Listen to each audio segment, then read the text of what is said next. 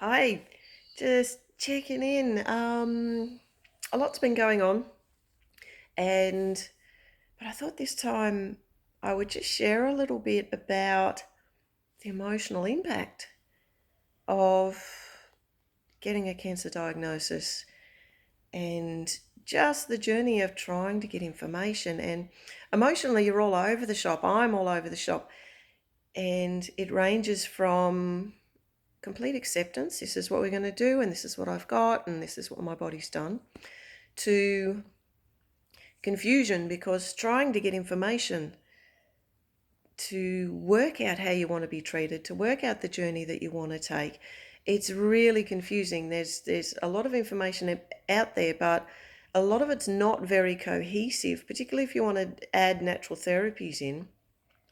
There's not a lot of cohesive information, and there doesn't seem to be a place where you can just go to get information. And which me being me, it triggers me to go, well, there's a new business, isn't there? And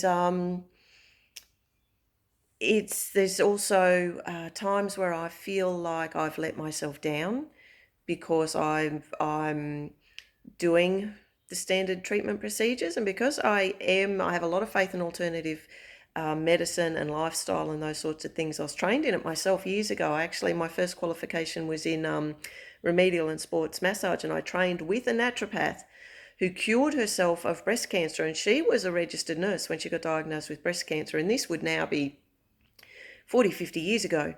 And she had seen what happened to breast cancer patients back then with radiation chemosurgery. She refused to have it, and so she went the alternate route and cured herself and then became a naturopath, and I studied with her. So I'm having times where I feel like I'm letting myself down by not just going, nope, not going to do the standard treatments. And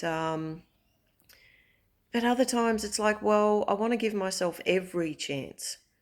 I want to give myself every chance to be as healthy as I can. And so getting the standard treatments but supporting them with natural therapies also makes a lot of sense.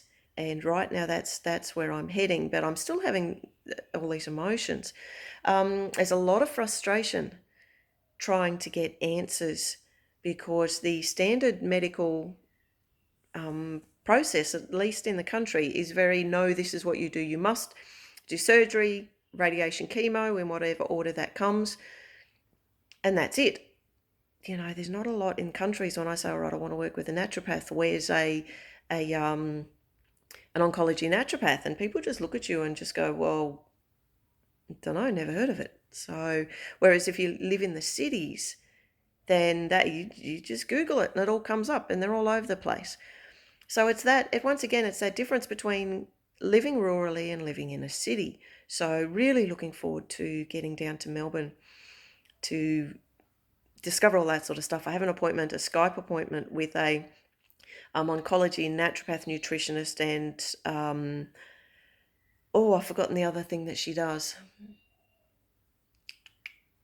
Forgotten, that's all right, it'll come back to me. Got an initial appointment with her this afternoon on Skype, so I can learn a lot more about what is available in terms of, herbs, supplements, diet, exercise, all of that sort of stuff. So, but I'm having to seek this out for myself. This is not something that is just standard, okay, you've got cancer, here are all of your options. It's just not something that I'm getting. And I've also found out that the hospital that I'd like to go to, even though it's public, they seem to have a catchment area. So you can only choose to go to that if you live in a certain place. And so now waiting to see whether or not I'm allowed to go to this public hospital. And in the meantime, because you're waiting for that, you can't really make plans for other things. And so there's a lot in this cancer journey about where you're just on hold and you're trying to take control of the journey. You're trying to get the information, trying to do what you need to do. And there's not a lot of support that I've discovered at the moment for that. I'm hoping there's more of that when I get to the city. So that's where the frustration comes in. And I'm also having times of just complete apathy and exhaustion. And I know that's emotional exhaustion. I know it's physical exhaustion. And apparently, there is a thing where if you have cancer in the body, you can experience unexplained fatigue, and it's not alleviated by sleep or resting. So you have a sleep or you rest, and it doesn't help the fatigue. And insomnia can also be caused by it. And I've been struggling with insomnia since June. So it sort of, it begs the question, has that been a hormonal insomnia because I'm perimenopausal as well? Has it been a stress-related insomnia? Has it been the fact that that's sort of when the cancer started to grow?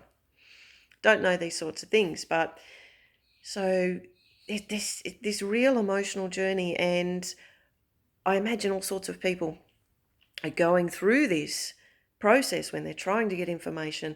You're trying to deal with life. You're trying to set things up so that you can get the very best care that you can, and it's difficult to find the information. So that's where we're at today. Tomorrow I get the next round of prep. So I actually get a dye put into the breast, and that will track out to the lymph nodes in the armpit over here, and so that they will know which lymph nodes that they are going to take to test, because apparently not all the lymph nodes over there respond equally. So the dye will feed out to those, and then they'll know which ones I want to take out. Surgery's Thursday morning, and I find out tomorrow at what time Thursday the surgery is. And so we'll touch base during those times as well. And I want to thank everyone for your amazing support so far. It's been absolutely wonderful. Like I said, it's a journey. It's an emotional journey, and it's emotional for everyone going through this for all sorts of reasons. And just wanted to share a bit about that. So we'll talk to you soon.